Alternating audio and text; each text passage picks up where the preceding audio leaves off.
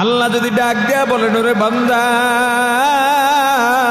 আমি এত নেয়ামত দান করলাম, এত ভালোবাসলাম, এত আদর করলাম, এত সুযোগ দিলাম, তোর প্রতি ভালোবাসা যাতে কম না হয় এজন্য আমার ছেলেও নাই, মেয়েও নাই। বান্দারে আমি সব সময় অপেক্ষায় থাকি তুই আমাকে আল্লাহ বলে ডাক দিবি।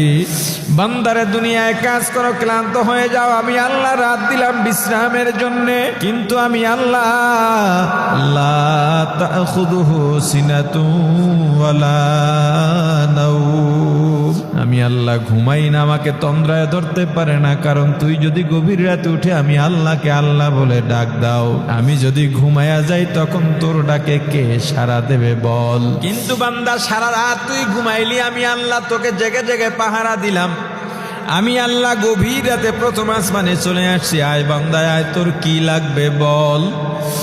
তোর শত্রু কারা, তার মোকাবেলা করতে